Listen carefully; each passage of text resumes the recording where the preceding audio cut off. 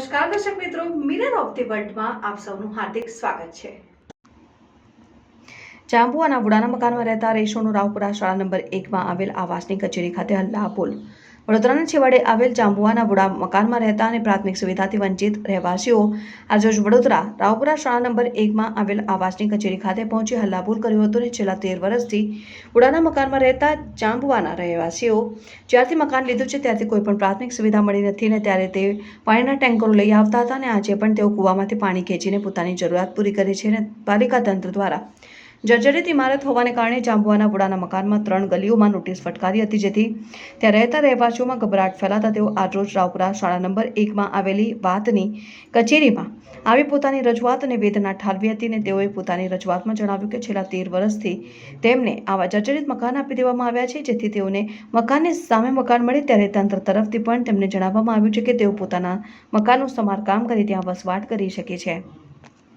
અમે જાંબુઆ હાઉસિંગ વુડાના મકાનમાંથી આવ્યા છે કે અમને 7 દિવસમાં ખાલી કરવાની નોટિસ આપી હતી અને ઘર પડી જવા તૈયારી છે, તો અમે ત્યાં જઈને આવ્યા અને ત્યાં રજૂઆત કરીને પછી અહીંયા અમે સાહેબને મળવા આવ્યા છે। અમારી માંગણી ઘરના બદલે ઘરની માંગણી છે, કારણ કે અમારી હેસિયત છે નહીં કે અમે નવા ઘર લઈ શકીએ અને ત્યાંથી અમને એવું કહ્યું 1 નંબર ઓફિસમાંથી કે તમે તમારા ખર્ચે બનાવો અને તમે બનાવીને રહેતા થાવ ને રહો તો અમારી કોઈ ગેરંટી નહીં, મરે જીવે કે રહે એ કોઈ ગેરંટી લેવા તૈયાર નથી। બરોબર, મકાનો છે અને 999 મકાન છે બધા થઈને અને 3 જ લાઈનમાં નોટિસ મારી છે અને 3 જ લાઈન કે ખાલી કરો, તો હવે જે આખું હાઉસિંગ છે બધાને સાથે આપ્યા તો બધાને સાથે નોટિસો નથી આપી, 3 લાઈનમાં નોટિસો મારી છે હમણાં એ લોકો। કેટલા મકાન છે 3 લાઈન?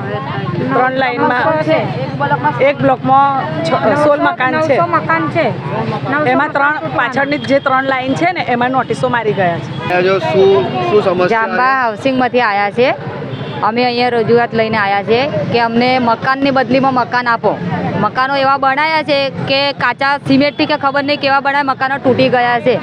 અમારા નાના નાના છોકરાઓ છે, છોકરીઓ છે, મકાનો ઉપરથી તૂટી જવા કરે છે, કોઈ દબાઈ જશે ને મરી જશે એની જવાબદારી કોણ લેશે? એના માટે સાહેબ જોડે અમે માગણી માંગવા અમે 12-13 વર્ષથી રહીએ છીએ।